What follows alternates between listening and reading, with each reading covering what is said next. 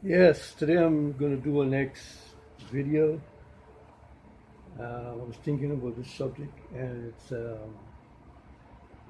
name of it is "The Land is Sacred." Well, I adopt that term, "the land is sacred," because for my time when I was living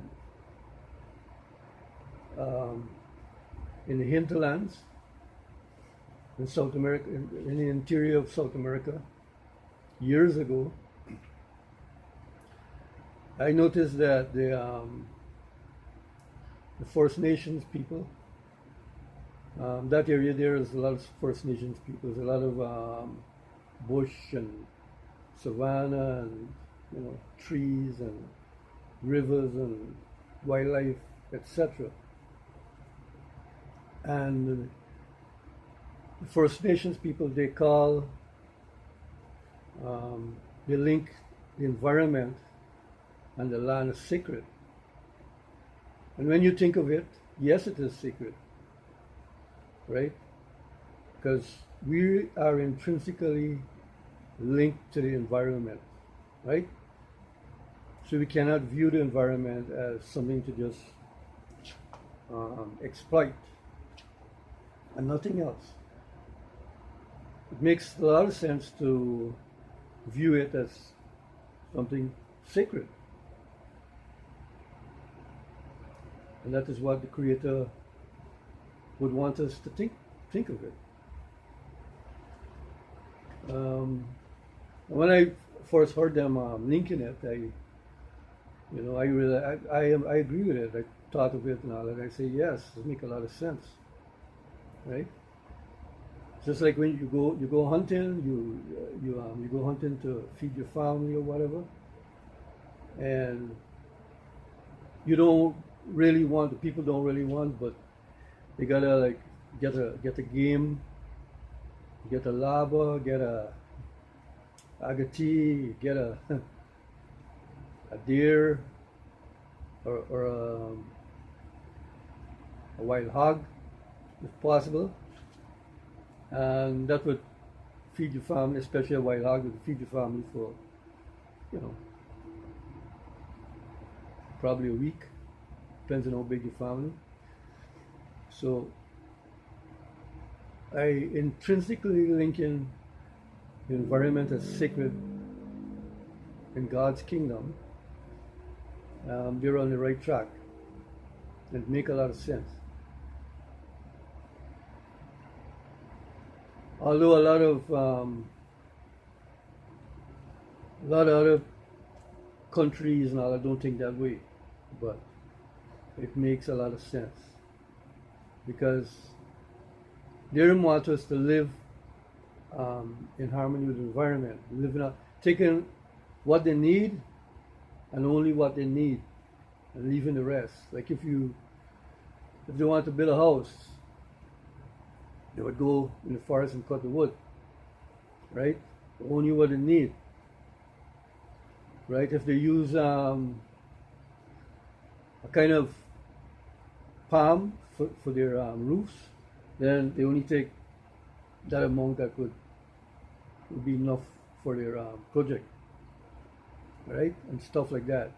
Same thing with bricks, right? They make the bricks themselves or they get somebody to do it for them. And uh, they only take what they know will get the job done, and only so much.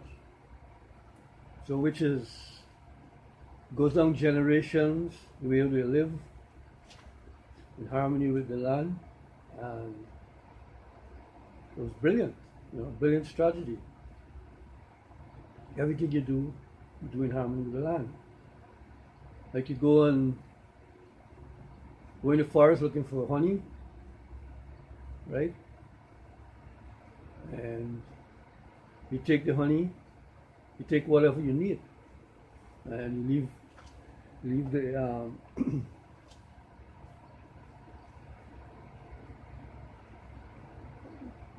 whatever hives are around, you only take what you need. You don't you know go there to clean everything up, right?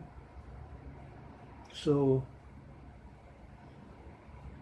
that is so good, so good for the land, so good for the environment, right? And they apply it to basically everything, every aspect of their life. They apply, they view the earth as kind of sacred, with something to Mother Earth, something to respect, right?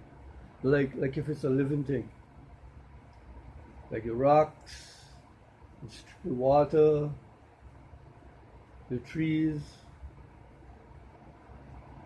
the gravel, the sand, whatever, right? It's all viewed as sacred. And to respect the wonders that the Creator created for us all. And that is how the natives could be able to live in harmony with the land. For years they do it and not be tired of living the way they want to live, in harmony with the land, right? Same thing with the fishing, right? You only catch enough fish what you need.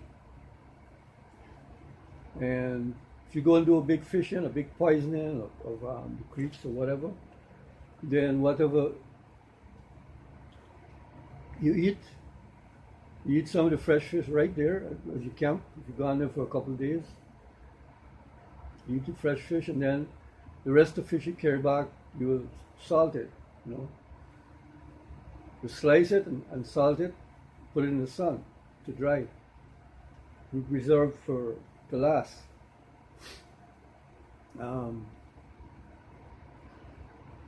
Same thing they do with the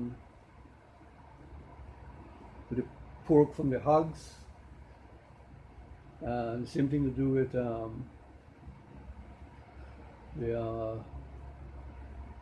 for beef, right? Same thing. Slice it, salt it, leave it to soak, and then you sun it, put it in the sun, dry it, so it would form a kind of jerky. Call it a beef jerky. That would last a long time. But that's a long process that you have to. It's not just when it's in the sun, flies tend to lay eggs on it. So you have to make a fire and smoke it as it's in the sun to chase any flies away from that would go on the meat and lay eggs and whatever. It's a long job. It's not just a small little job. So it's remarkable that the First Nations people, they got all this knowledge, which have been applying for years. Like making skills they got is making fire with damp wood, or wood was partially wet. They got the ability to do that, right? Walk in the forest, but hardly making a sound. Walking on leaves, walking on twigs. They master the art of doing silent walking. It would, if they're hunting, it wouldn't chase the game away and give their presence away. So this living in harmony and the sacredness of the earth, I think, is a great phenomenon for the native people to upkeep and keep doing. And when you really study it, it makes a lot of sense. As living things, people, animals, birds, whatever, we know that we all use the earth for a living. The earth is the dwelling place. So the earth is added here as something remarkable, remarkable invention that the Creator invented. And so the continuement of upholding the land as sacred makes a lot of sense to me. Lots of sense. Because without the land, we have nothing. If we don't hunt and leave, only take what you need and leave the rest, not trying to finish everything out overnight, then sustainability of the place will go on for a long, long time. You know? And that's what you need. You don't need to destroy, pollute, and finish everything one time. So the First Nations people definitely got the right idea, as I observe. And it's one of the greatest strengths is that they know how to live in harmony with the land, with the environment. And they will continue to do that. Teach their kids that for a long time to come. At least they're hoping to do that, keep the custom going. And that would be great. That would be very great for them and the children. Children. It's a great example for others to see and learn and take. They could take some knowledge from that way that the First Nations go about living like that, in harmony with the environment. And hopefully they keep doing it and they don't deviate from what they've been doing for years, because it makes a lot of sense. I know in these modern times it's tough.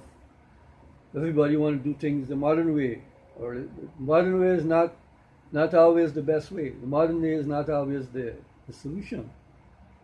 The modern way is trying to make something, get a job done very, very fast, but a lot of times there's drawbacks here. There's things you never even think about connected to it that will come back to haunt you. So sometimes the old way of doing things is the best and the right way. At the end of the day, everybody will go back to the old way. If mankind decide to destroy one another with nuclear war or whatever, or massive wars, then at the end of the day, we got to go back to the days of the donkey cart and the horse buggy and the bullock cart. So when everything is, if there's nuclear war now, then that's what we got to go back to. Anyway, that's the video. I think I can cut the video short now, and hoping to see you in the next one. Bye.